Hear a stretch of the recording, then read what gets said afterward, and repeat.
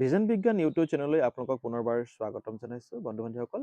মোৰ ইয়াৰ আগৰ ভিডিঅ'ত মই ক্লাছ 6ৰ ইংলিছ টেক্সটবুকৰ লেচন নম্বৰ 8 অৰ্থাৎ ফ্ৰেণ্ড, যি নেকি এটা কবিতা হয়, এই কবিতাটো মই আবৃত্তি কৰাৰ লগতে ইয়াৰ অসমীয়াৰ অনুবাদ মই খুব ধুনীয়াকৈ দিবলৈ চেষ্টা কৰিছিলোঁ আৰু ইয়াৰ গুৰুত্বপূৰ্ণ যিবোৰ অৰ্থ আছে সেই অৰ্থসমূহো মই সেই ভিডিঅ'তেই কৈ থৈছোঁ। গতিকে আপোনালোকে যদি সেই ভিডিঅ'টো চোৱা নাই তেতিয়াহ'লে মোৰ ডেছক্ৰিপশ্যনত যাব, তাত এটা লিংক আছে, আপুনি সেইটো ক্লিক কৰিলেই আপোনালোকে সেই ভিডিঅ'টোত গৈ অৰ্থাৎ এই ফ্ৰেণ্ডছ নামৰ কবিতাটোৰ অসমীয়াৰ ধুনীয়া অনুবাদটো আপোনালোকে চাই শিকি বুজি ল'ব পাৰিব। গতিকে আজি এই ভিডিঅ'টোৰ জৰিয়তে মই কিছুমান ইম্পৰ্টেণ্ট ইয়াৰ যিখিনি কুৱেশ্যনছ আছে এই কুৱেশ্যনছখিনি ছল্ভ কৰিবলৈ চেষ্টা কৰিম। গতিকে ভিডিঅ'টো সম্পূৰ্ণৰূপে চাব বুলি আশা থাকিল।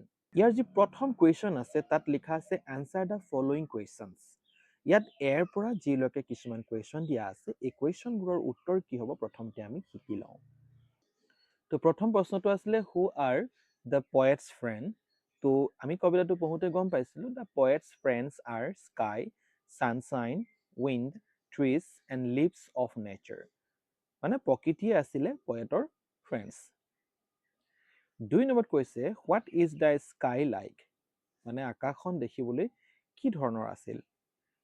তো ইয়াত এনচাৰটো লিখা হৈছে the sky is like a kind big smile. এটা প্ৰকাণ্ড ডাঙৰ ধুনীয়া হাঁহি বুলি ক'ব বিচাৰিছিলে স্কাইক অৰ্থাৎ আকাশখনক। তাৰপিছত চিট কৈছে what does the sunshine do, মানে সূৰ্যৰ পোহৰে কি কৰে বুলি কৈছিলে।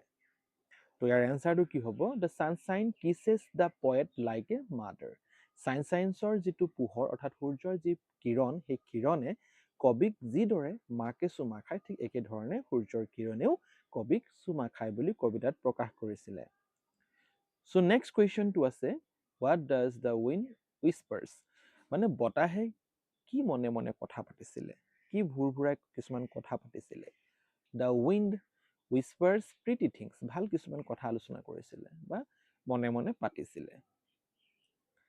নেক্সট তাৰ পিছৰ কুৱেশ্যনটো whose careful wings does the poet feel, কবিয়ে কাৰ কেয়াৰফুল উইংছৰ কথা ফিল কৰিছিলে।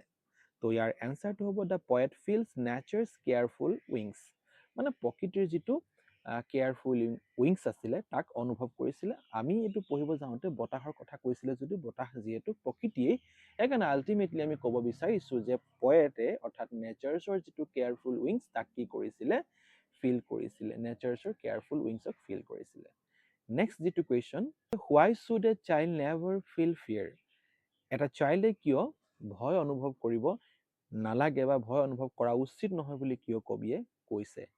তো ইয়াৰ এনচাৰটো হ'ব a child should never feel fear because nature is gentle. কবিয়ে কৈছিলে যে চাইল্ডে কি কৰিব নালাগে, ভয় ভাৱ অনুভৱ কৰিব নালাগে, কাৰণ প্ৰকৃতি হৈছে জেণ্টেল অৰ্থাৎ ভদ্ৰ, লভিং অৰ্থাৎ ভাল পায় সকলোকে, এণ্ড প্ৰটেক্টিভ, আৰু প্ৰকৃতিয়ে আমাক কি কৰে প্ৰটেকশ্যন দিয়ে। সেইকাৰণে কোনো এজন শিশুৱে কি কৰিব নালাগে, ভয় খাব নালাগে। নেক্সট যিটো question can you consider the sky, the sunshine and the wind as your friends and why, তুমি এই যে প্ৰকৃতিৰ এই বস্তুবোৰক অৰ্থাৎ ছানশ্বাইনক বা উইণ্ডক বা স্কাইক তুমি নিজৰ বন্ধু বুলি ভাবানে, যদি ভাবা কিয় ভাবা, আমাক এটা প্ৰশ্ন কৰিছে। তো ইয়াৰ এনচাৰটো কি হ'ব এবাৰ আমি চাই লওঁ। সেইটো হৈছে য়েছ, আমি প্ৰথমতে উত্তৰ দিছোঁ হয়, বিকজ কাৰণটো ইয়াত উল্লেখ কৰিছোঁ যে দে কেয়াৰ ফৰ আছ, তেওঁলোকে আমাক কি কৰে যতন লয়, প্ৰকৃতিয়ে আমাক যতন লয়, প্ৰটেকশ্যন দিয়ে আৰু প্ৰটেক্ট আছ তাৰমানে, এণ্ড মেক আছ ফিল হেপী এণ্ড ছেফ, আৰু আমাক সুখী আৰু সুৰক্ষিত অনুভৱ কৰাৰ কাৰণেই এইবোৰক আমি ফ্ৰেণ্ড বুলি ক'ব পাৰোঁ। 2 নম্বৰ যিটো প্ৰশ্ন আছে সেই 2 নম্বৰ প্ৰশ্নত ৰাইমিং ৱৰ্ডছ লিখিব কৈছে। তো এতিয়া ৰাইমিং ৱৰ্ডছ কি হয়, ৰাইমিং ৱৰ্ড এনেকুৱা কিছুমান ৱৰ্ড হয় যাৰ প্ৰনাউন্সিয়েশ্যনটো প্ৰায় একে ধৰণৰ হয়, কিন্তু তাহাঁতৰ অৰ্থ যে একে হ'ব তেনে কোনো কথা নাই। গতিকে আমি এই কবিতাটো পঢ়োঁতে আমি কিছুমান ৰাইমিং ৱৰ্ড পাইছিলোঁ। তোমালোকে কবিতাটো চালে মন কৰিবা কথাটো। এই কবিতাটোৰ প্ৰথম যিটো ষ্টেঞ্জা আছে ইয়াতে এটা শব্দ দিয়া আছে হোৱাইল। তো হোৱাইলটোৰ যিটো ৰাইমিং ৱৰ্ড সেইটো হৈছে স্মাইল। ঠিক একেধৰণে ট্ৰিৰটোৰ ৰাইমিং ৱৰ্ড হৈছে মি। তাৰমানে যদি এটো যদি প্ৰথম শব্দ হয় তেতিয়াহ'লে বি বাদ দি চিটো হৈছে তৃতীয়টো শব্দ যিটোৰ নেকি প্ৰথমটোৰ লগত তৃতীয়টো প্ৰায় একেই প্ৰনাউন্সিয়েশ্যন প্ৰত্যেকটো ষ্টেঞ্জাতে তেনেধৰণৰ হৈছে প্ৰথমটোৰ লগত তৃতীয় দ্বিতীয়টোৰ লগত চতুৰ্থ মিল আছে গতিকে ইয়াৰ ৰাইমিং ৱৰ্ডখিনি ধুনীয়াকৈ ইয়াত ওলাই আছে সেইকাৰণে ইয়াৰ উত্তৰটো মই দি দিছোঁ চাবা এবাৰ ইয়াত চোৱা হোৱাইলৰ সলনি হোৱাইলৰ যিটো ৰাইমিং ৱৰ্ড এইটো হৈছে স্মাইল ট্ৰি হ'লে মি লেছ হ'লে ফেচ হেড হ'লে বেড গ্ৰাছ হ'লে পাছ থিংছ হ'লে উইংছ নিয়েৰ হ'লে ফিয়েৰ চি হ'লে বি গতিকে এইবোৰ হৈছে ৰাইমিং ৱৰ্ড নেক্সট তাৰ পিছৰ যিটো ৩ নম্বৰ কুৱেশ্যনটো কৈছে ৩ নম্বৰ কুৱেশ্যনত আল্টিমেটলি আমাক কৈছে যে ইয়াত বাকচত কিছুমান ইয়াত ডিছক্ৰাইব কৰি থোৱা আছে প্ৰত্যেকটো কবিতাৰ ইয়াৰ প্ৰত্যেকটো ষ্টেঞ্জাৰ যিখিনি ব্যাখ্যা যিখিনি এক্সপ্লেনেশ্যন এই বাকচটোৰ ভিতৰত দিয়া হৈছে এতিয়া এই বাকচটোৰ যিটো এক্সপ্লেনেশ্যন এইটো কোনটো ষ্টেঞ্জাৰ হয় সেইটো আমাক ক'বলৈ কৈছে তো ইয়াৰ যিটো প্ৰথম যিটো ইয়াত ব্যাখ্যা দিয়া আছে সেইটো হৈছে the wind comes secretly and whispers pretty things the poet cannot see the winds but feels the careful touch গতিকে এইটো ৩ নম্বৰ ষ্টেঞ্জা আছিল এতিয়া ৩ নম্বৰ ষ্টেঞ্জা কোনটো হয় এবাৰ তোমালোকে চাই লোৱা সো এইটো হৈছে প্ৰথমৰ এই চাৰিশাৰীক আমি ক'ম ফাৰ্ষ্ট ষ্টেঞ্জা এইটো ক'ম আমি থাৰ্ড ষ্টেঞ্জা গতিকে এতিয়া যিটো মই দেখুৱাইছিলোঁ তোমালোকক এটা এক্সপ্লেনেশ্যন গতিকে সেই এক্সপ্লেনেশ্যনটো এই ৩ নম্বৰ যিটো ষ্টেঞ্জা তাৰ বিষয়ে কৈ আছে সেইকাৰণে আমি ছাইডত কি লিখি দিম ৩ বুলি লিখি দিম সেই গতিকে ইয়াৰ ছাইডত মই কি দিছোঁ ৩ বুলি লিখি দিছোঁ তাৰ পিছৰ যিটো ব্যাখ্যা আছে তোমালোকে পঢ়িলে নিশ্চয় গম পাবা এই ব্যাখ্যাটো ৪ নম্বৰ ষ্টেঞ্জাৰৰ হয় গতিকে মই এইটো বৰ বেছি দীঘলীয়া নকৰোঁ তোমালোকে এইটো পঢ়ি ল'বা পঢ়ি বুজি গম পাবা যে এইটো কেই নম্বৰ ৪ নম্বৰ হয় নে নহয় নিজেও গম পাই যাবাগে তাৰ পিছৰটো হ'ব ২ নম্বৰ ষ্টেঞ্জাৰ তাৰ পিছৰটো ২ নম্বৰ একেবাৰে শেষৰটো হ'ব প্ৰথম ষ্টেঞ্জাৰ এই ৪ নম্বৰ কুৱেশ্যনটোত কৈছে use the ideas written in the cards to tell the summary of the poem to the class তাৰমানে এই শব্দবোৰৰ সহায় লৈ আমি কি কৰিব লাগিব এই কবিতাটোৰ সামাৰি অৰ্থাৎ সাৰাংশ অৰ্থাৎ মূল ভাৱটো লিখিবৰ কাৰণে আমাক এই শব্দখিনিয়ে সহায় কৰিব আৰু এইবোৰ শব্দৰ সহায় লৈ পিনে তোমালোকে এটা সামাৰি লিখিব লাগে সাৰাংশ লিখিব লাগে গতিকে মই সামাৰিটো লিখি থৈছোঁ তোমালোকে এবাৰ ধুনীয়াকৈ মন কৰি ল'বা তো এই সামাৰিটো কেনেধৰণৰ হ'ব এবাৰ ইয়াত চাই লোৱা the poet lies on the ground and looks through the trees কবিয়ে মানে গ্ৰাউণ্ডত পৰি আছিলে আৰু গছৰ ফাঁকেদি চাইছে তাৰমানে everything around feels gentle and friendly তাৰ আশে পাশে থকা সকলোবোৰক জেণ্টেল ফিল কৰিছিলে আৰু ফ্ৰেণ্ডলি ফিল কৰিছিলে nature becomes invisible like a loving friends প্ৰকৃতি অদৃশ্য হৈ আছিলে এক মৰম লগা বন্ধুৰ নিচিনাকৈ the poet feels like a child কবিয়ে নিজকে সৰু ল'ৰা ধৰণে অনুভৱ কৰিছিলে with no' fear at all আৰু তেখেতে একো ভয় অনুভৱো কৰা নাছিলে লিপছ লুক লাইক লেছ লিপছবোৰ দেখিবলৈ লেছৰ নিচিনাকে দ্য উইণ্ডছ উইস্পাৰ প্ৰিটি থিংছ আৰু উইণ্ডছ অৰ্থাৎ বতাহে কিছুমান মৰম লগা বা ধুনীয়া কথাবোৰ আলোচনা কৰিছিলে ঘাঁহনিৰ লগত and the sky smiles kindly আৰু আকাশখনে বৰ ধুনীয়াকৈ হাঁহি থকা বুলি কৈছিলে nature CARES like a mother আৰু প্ৰকৃতিয়ে আমাক মাৰ নিচিনাকৈ কি কৰে আমাক কেয়াৰ্ছ কৰে আমাৰ যতন লয়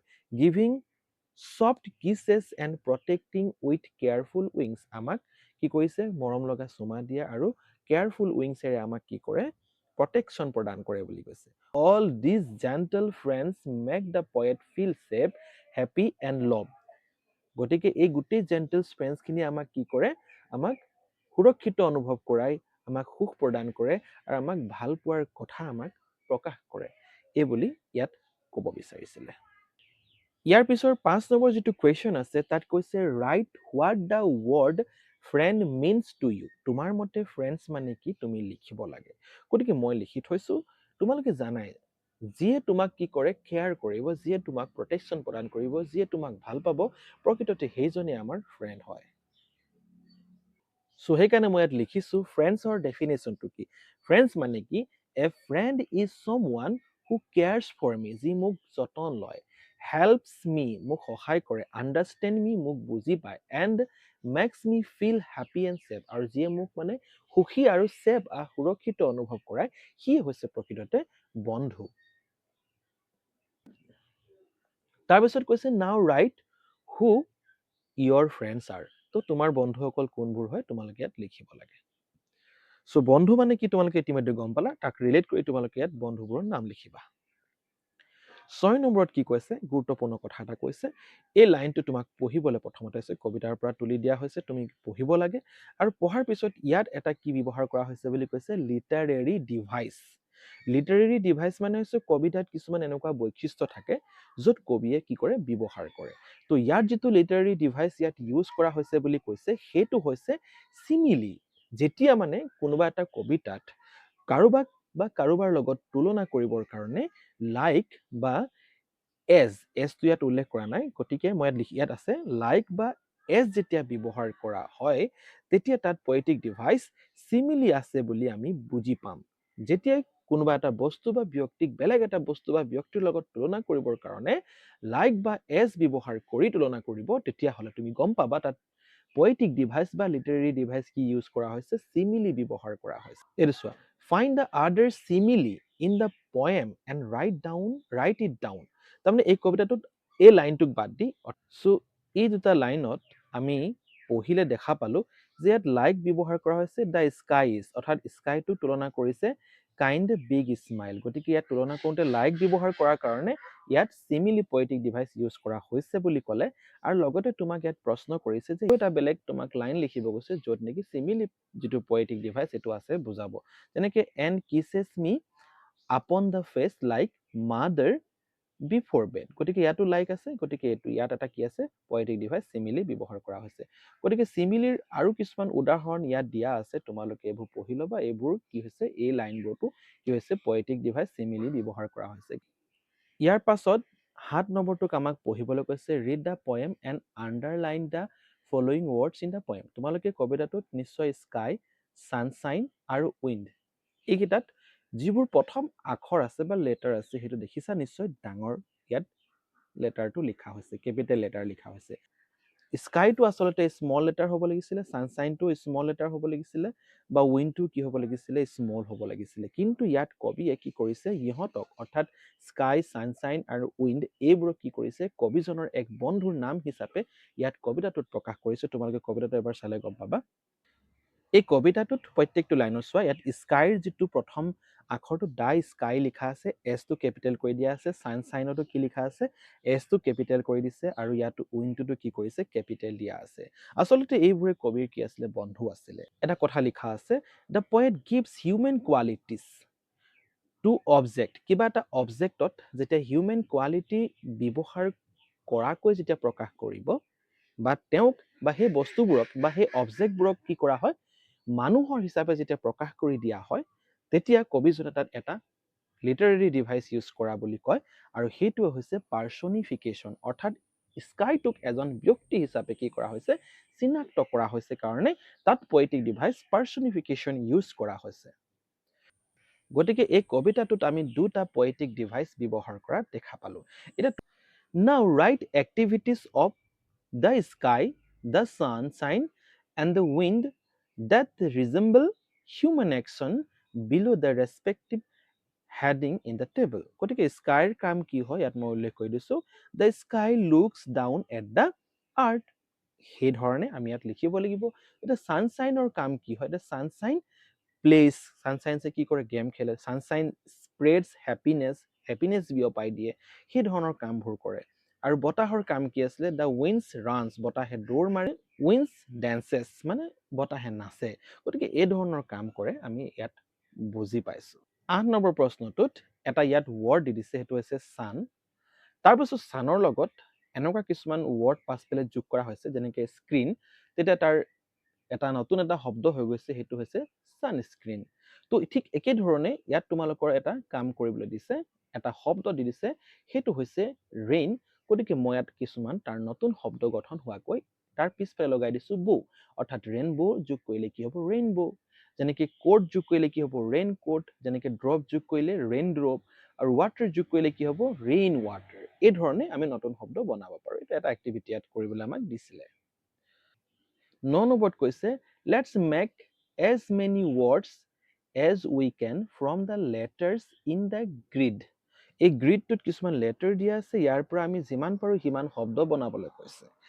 এণ্ড উইদাউট ৰিপিটিং দ্য লেটাৰ্ছটোক বাৰে বাৰে ৰিপিট কৰিবলৈ খালি কোৱা নাই। And right in the given space, গতিকে স্পেচত দিবলৈ কৈছে। ইয়াত এটা দিয়া আছিলে ফোন, মই ফোৰ লিখিলোঁ, ৰান লিখিলোঁ, চান, ফান, আকৌ ৰান, তাৰপিছত আকৌ লগত লিখা আছে ফাৰ, FAR, ফাৰ। গতিকে এই ধৰণৰ কিছুমান ৱৰ্ডবোৰ ইয়াৰ পৰা বনাব পৰা যায়। মই ইয়াত ধুনীয়াকৈ লিখি দিছোঁ, তোমালোকে এবাৰ লিখি ল'বা।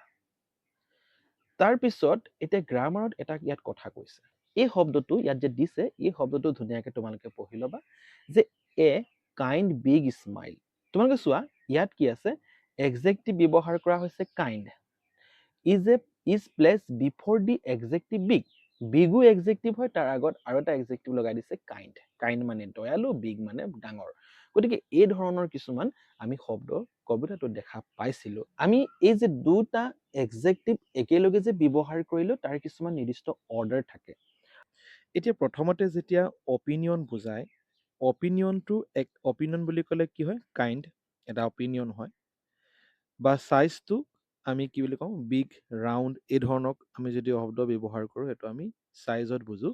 গতিকে প্ৰথমত কি থাকিব, অপিনিয়নটো থাকিব, অৰ্থাৎ ফাৰ্ষ্ট অৰ্ডাৰত কি থাকিব, কাইণ্ড থাকিব। গতিকে কাইণ্ডটো প্ৰথম লিখিব লাগিব, অপিনিয়নটো প্ৰথম, তাৰপিছত চাইজটো আহিব, তাৰপিছত ফিজিকেল কোৱালিটি, তাৰপিছত শ্বেপ যেনেকৈ ৰাউণ্ড, ঠিক আছে। তাৰপিছত আহিলে 5 নম্বৰটো এজ, যেনেকৈ য়ং। তাৰপিছত 6 নম্বৰটো কালাৰ, যেনেকৈ গ্ৰীণ। 7 নম্বৰটো কি হ'ব, অৰিজিন, মানে কোন দেশৰ পৰা অহা বা তোমাৰ অৰিজিনটো কি হয়, তেতিয়া ইণ্ডিয়া।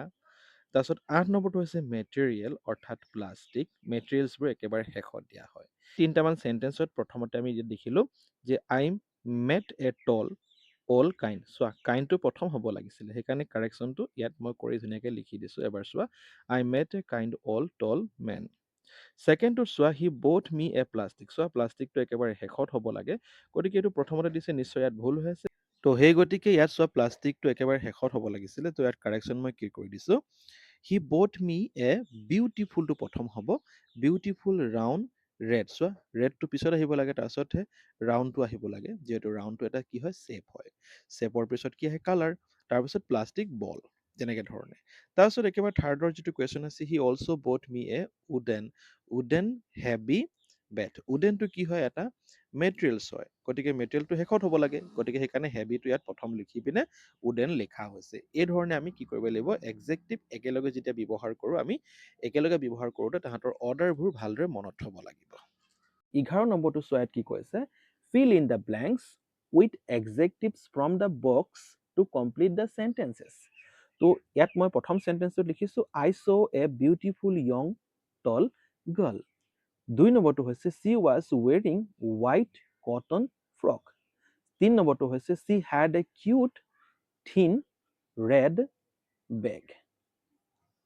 তাৰপিছত এতিয়া তোমালোকে ইয়াত 12 নম্বৰ যিটো প্ৰশ্ন আছে, সেইবোৰ এতিয়া এবাৰ চাই লোৱা। ইয়াত লিখা আছে, read the words and write ADJ. ADJ বুলি ক'লে আমি কি বুজি পালোঁ, যে ফৰ এডজেক্টিভ। এডজেক্টিভৰ শ্বৰ্ট ফৰ্মটো হৈছে এডিজে, আৰু এডিভি বুলি ক'লে আমি বুজি পাম adverb near the words. Two are done for you, দুটা কৰি থোৱা আছে। তুমি চোৱা কাইণ্ডটো কি হয়, কাইণ্ডটো হৈছে এডজেক্টিভ, চুইটলিটো কি হয়, এডভাৰ্ব। এই ধৰণে লিখি দিয়া আছে। এতিয়া প্ৰিটিটো কি হ'ব, প্ৰিটিটো হ'ব এডজেক্টিভ, কেয়াৰফুলটো কি হ'ব, এডজেক্টিভ। তাৰপিছত জেণ্টেলটো কি হ'ব, এডজেক্টিভ, আৰু স্কেৰ্চলিটো কি হ'ব, এডভাৰ্ব। এতিয়া এডভাৰ্ব কোনবোৰ আমি সহজতে ধৰিব পাৰোঁ, লাষ্টত যদি LY থাকে। মোৰ আগৰ কিছুমান ভিডিঅ' আছিলে, তাতে কৈ থোৱা আছে, যদি লাষ্টত LY থাকে, সি এডভাৰ্ব হৈ যায়গে। ইয়াৰ যিটো বি কুৱেশ্যনটো আছে, তাত কৈছে, now change the adjectives into adverbs and adverbs into adjective. যদি এডজেক্টিভ হয় এডভাৰ্বলৈ নিবলৈ কৈছে, আৰু যদি এডভাৰ্ব হয় এডজেক্টিভলৈ নিবলৈ কৈছে। এতিয়া কাইণ্ডটো যিহেতু এডভাৰ্ব হয়, তাৰ এডজেক্টিভ কৰিবলৈ হ'লে লাষ্টত LY লগাই দিলে হৈ গ'ল। আৰু চুইটলিটো কি হয়, এটা এডভাৰ্ব হয়, কাৰণ LY আছে, গতিকে চুইট কৰি দিলে সেইটো হৈছে এডজেক্টিভ। এই ধৰণে বাকী কামখিনিয়ে, যেনেকৈ প্ৰিটি হ'লে প্ৰিটিলি, কেয়াৰফুল হ'লে কেয়াৰফুলি, জেণ্টেল হ'লে যিহেতু এডজেক্টিভ, গতিকে তাৰ এডভাৰ্বটো কি হ'ব, জেণ্টেলি। স্কেৰ্চলি বুলি ক'লে এডভাৰ্ব হয়, গতিকে তাৰ এডজেক্টিভ কি হ'ব, স্কেয়াৰ। গতিকে এই ধৰণে আমি উত্তৰবোৰ কৰিব পাৰিব লাগিব। এতিয়া তাৰ পিছৰ যিটো 13 নম্বৰ যিটো কুৱেশ্যন আছে, এইটো এবাৰ ভালকে মন কৰা। ইয়াত কিছুমান কবিতাটোত আমি কিছুমান ভাৰ্ব ব্যৱহাৰ কৰা দেখা পাইছিলোঁ। এটা আছে লুক আপ, ফ্লিকাৰ্ছ, কমছ, এই ধৰণৰ কিছুমান ৱৰ্ড আমি ব্যৱহাৰ কৰিছিলোঁ। গতিকে এইবোৰক আমি কি বুলি কওঁ? ভাৰ্ব বুলি কওঁ। এই যিবোৰ ভাৰ্ব আছে, এই ভাৰ্ববোৰ কবিজনে ৰেগুলাৰলি হোৱা ঘটনাৰ কথা প্ৰকাশ কৰিবৰ কাৰণে বুজাব বিচাৰিছিলে। অৰ্থাৎ চিম্পল প্ৰেজেণ্ট টেন্সৰ কাৰণে এইখিনি তেনেধৰণে লিখিছিলে। কিন্তু এতিয়া যদি আমি কওঁ যে ভৱিষ্যতে হোৱা সেই ঘটনাটোৰ কাৰণে আমি কি ভাৰ্ব ইউজ কৰিব লাগিব, তাৰ কাৰণে ইয়াত 3টামান কাম কৰিবলৈ দিছে। গতিকে ভৱিষ্যতে হোৱা বা ভৱিষ্যতে ঘটিবলৈ যোৱা যিটো ঘটনাৰ কথা যদি প্ৰকাশ কৰিবলৈ যাওঁ, তেতিয়াহ'লে নিশ্চয় তোমালোকে জানা তাত উইল ব্যৱহাৰ কৰিব লাগিব। সেইকাৰণে য'ত য'ত উইল আছে আমি সেইবোৰে কাৰেক্ট বুলি ধৰি লৈ তাৰ এনচাৰটো দি দিলেই হৈ গ'ল। সেইকাৰণে উইল লুক আপ হৈছে, যিহেতু ভৱিষ্যতৰ কথা প্ৰকাশ কৰিবলৈ আমাক কৈছে, গতিকে উইল কম, সেইকাৰণে নেক্সটটোত হৈ গ'ল আৰু উইল ফ্লিকাৰ্ছ। গতিকে ইমান টানো নহয় বস্তুবোৰ, আমি সহজ কৰি ল'লেই হৈ গ'ল। নেক্সট 14 নম্বৰটোত কি কৈছে? Let's practise pronunciation. গতিকে আমি কিছুমান প্ৰনাউন্সিয়েশ্যন আমি প্ৰেক্টিচ কৰিব লাগিব। এই যিবোৰ শব্দ দিয়া আছে ইয়াত ফ্ৰেণ্ডছ, ফ্লিকাৰ্ছ, কিছেছ, লিপছ, কমছ, থিংছ, উইংছ, প্ৰত্যেকতে এছ প্ৰনাউন্সটো ইয়াত উচ্চাৰণ হৈছে। প্ৰত্যেকবোৰ শব্দতে এটা জেডৰ উচ্চাৰণ ওলাইছে। তাৰমানে উইংছ বুলি ক'লে যেনেকে জুট যেনেকে উচ্চাৰণ হয়, তেনেধৰণে এটা জেড উচ্চাৰণ ইয়াত দেখিবলৈ পোৱা গৈছে বুলি ক'ব বিচাৰিছে। এতিয়া তোমাক তলত কিছুমান ৱৰ্ড দি দিছে আৰু কৈছে যে তুমি কি কৰিব লাগে, য'ত য'ত জে উচ্চাৰণ জুট যেনেকে উচ্চাৰণ হৈছে তেনেধৰণে উচ্চাৰণ হোৱা যিবোৰ শব্দ আছে সেই শব্দবোৰত টিক দিবলৈ কৈছে। সেইকাৰণে মই ইয়াত লিখিছো পেৰা অলিম্পিক্স, টেমৰ্ছ, ভয়েজ, স্মাইলছ, বাকীবোৰত কিন্তু হোৱা নাই। সেইকাৰণে য'ত য'ত টিক দিয়া আছে সেইবোৰ তোমালোকৰ কাৰণে কাৰেক্ট আনচাৰ হ'ব। 15 নম্বৰ প্ৰশ্নটো চোৱা কি লিখা আছে। Let's read what is written in board 1 and board 2। Board 1 আৰু বৰ্ড 2ত কিছুমান চেণ্টেন্স লিখা আছে, এবাৰ পঢ়ি লোৱা তোমালোকে প্ৰথমতে। I listen to my friend when he she wants to share something. গতিকে মই শুনিম, মোৰ বন্ধুৱে যদি মোক কিবা ক'ব বিচাৰে তেতিয়া মই শুনিম। I help my friends when needed. আৰু যেতিয়া প্ৰয়োজন হ'ব মই তেতিয়া তেখেতক সহায় কৰিম। গতিকে এই বক্সটো মোৰ কাৰণে ঠিক আছে। নেক্সট বক্সটোত কি কোৱা আছে? I walk away when my friends faces any challenges. যদি মোৰ বন্ধুৱে কিবা যদি প্ৰত্যাহ্বানৰ সন্মুখীন হয় তেতিয়া তাৰ পৰা মই আঁতৰি যাম, তেখেতক মই সহায় নকৰিম। গতিকে এই বক্সটোতো মই কেতিয়াও চইচ নকৰোঁ। সেইকাৰণে তুমি কোনটো বক্স ইয়াত চইচ কৰিবা বুলি তলত এটা কুৱেশ্যন কৰা হৈছে, তুমি চালেই বুজি পাবা। ইয়াৰ তলত কি কোৱা হৈছে? In which board would you like to write something about you. নিজৰ বিষয়ে লিখিবলৈ তুমি কোনটো বৰ্ড বাচিবা? তুমি নিশ্চয় এইটো কাম নকৰা। বন্ধু এজন যদি বিপদত পৰে তুমি নিশ্চয় সহায় কৰিবা। গতিকে think, decide and write something about you on the board. গতিকে তুমি এটা বৰ্ডত তোমাৰ নিজৰ বিষয়ে লিখিব লাগে। সেইকাৰণে মই এটা বৰ্ড চইচ কৰিলোঁ, চইচ 1 বৰ্ডটো কৰিলোঁ। তাত মই লিখি দিছোঁ কি? I help my friends whenever they need me. যেতিয়াই মোক প্ৰয়োজন হ'ব তেতিয়াই মই সহায় কৰিম বুলি ইয়াত মই লিখি দিছোঁ। নেক্সট এতিয়া ইয়াত কি কৈছে 16 নম্বৰটোত? Write a few sentences about one of your friends.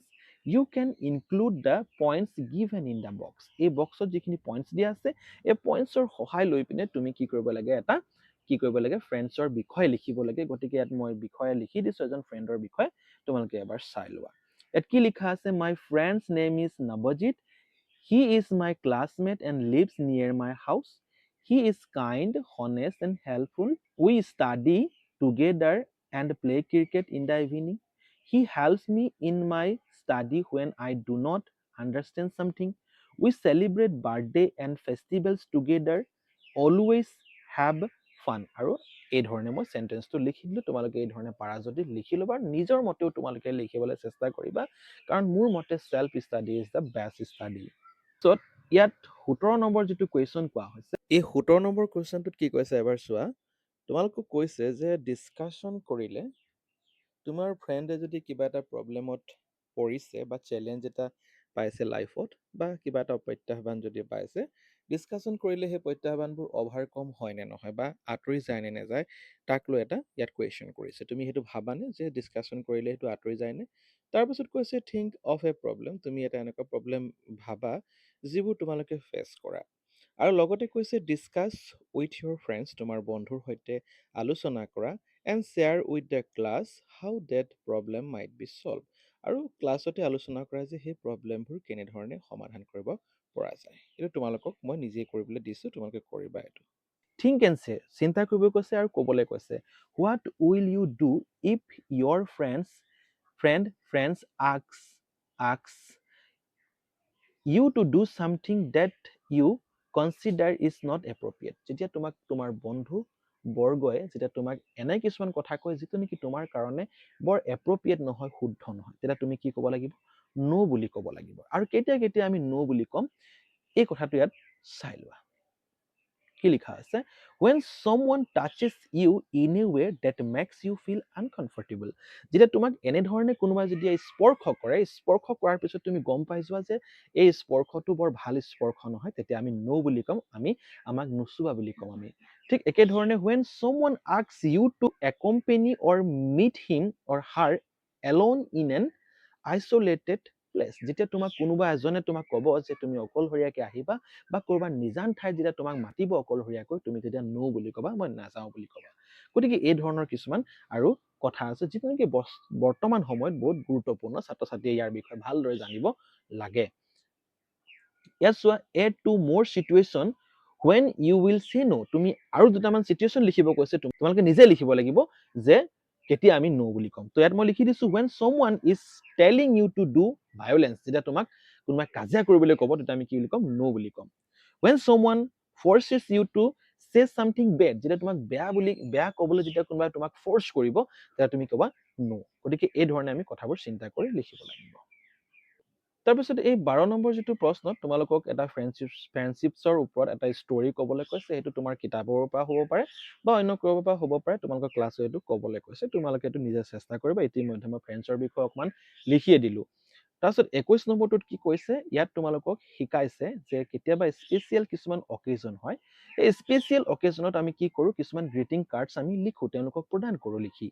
আৰু যেতিয়া নিউ ইয়েৰ আহে তেতিয়া আমি এনেধৰণৰ গ্ৰিটিংছ কাৰ্ডছ লিখি পিনে আমাৰ বন্ধুসকলক আমি কি কৰোঁ, প্ৰদান কৰোঁ। যেনেকৈ ডিয়াৰ সংগীতা লিখি পিনে wish you a very happy new year, may all your dreams come true, have a fun filled year ahead, with love Ambika. এই ধৰণৰ গ্ৰিটিংছ কাৰ্ড লিখি আমি বন্ধুসকলক প্ৰদান কৰোঁ। ইয়াৰ পিছতে তোমালোকৰ কি কৈছে, now prepare greeting card for your friends birthday and write a birthday wish.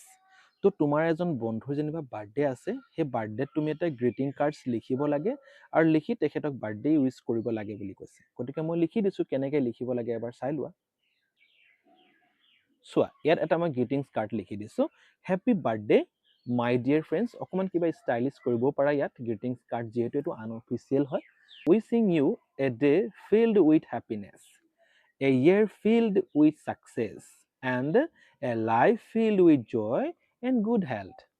May all your dreams come true, and may your friendship grow stronger every day.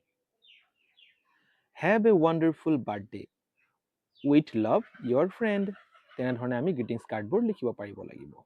এতিয়া তোমাক যেনিবা কোনোবা বন্ধুৱে বাৰ্থডে খাবলৈ কি কৰিলে, মাতিলে, তুমি বন্ধুৰ ঘৰটো ক'ত আছে তুমি চিনি নোপোৱা, গতিকে তেতিয়া আমাক এই ধৰণৰ চিম্বলবোৰে কি কৰে, সহায় কৰে। যেনেকৈ এইটো বুজালে কি হ'ব, নেক্সটটো, এইটো হ'লে গো ষ্ট্ৰেট, চিধা গৈ থাকিব লাগিব, আৰু এইফালে হ'লে টেক দ্য ফাৰ্ষ্ট লেফ্ট বুজাব, এইফালে হ'লে গো পাষ্ট, এই ধৰণ থাকিলে টাৰ্ণ লেফ্ট বুজাব। তাৰপিছত এইটো হৈছিলে অপজিট বুজায়, এইটো হৈছে ৰাউণ্ড এবাউট বুজায়, আৰু এইটো হৈছে ট্ৰাফিক লাইট। এইবোৰ বস্তু আমি গম পাব লাগে। গতিকে আজিলৈ ইমানেই আছিলে, আৰু হয়তো ক'ৰবাত কিবা প্ৰনাউন্সিয়েশ্যন যদি ভুল হৈ যায় তোমালোকে মোক আঙুলিয়াই দিবা, কাৰণ ভিডিঅ'টো অলপ খৰকৈ মই কৰিবলৈ চেষ্টা কৰিলোঁ। যদি ক'ৰবাত ভুল হৈছে তোমালোকে মোক এবাৰ কমেণ্ট বক্সত জনাই দিবা, আৰু ভিডিঅ'টো যদি ভাল পাইছে প্লিজ লাইক শ্বেয়াৰ কমেণ্ট এটা কৰি দিবা। ভিডিঅ'টো সম্পূৰ্ণ চাবৰ বাবে অশেষ ধন্যবাদ। থেংক ইউ ফৰ ৱাচিং।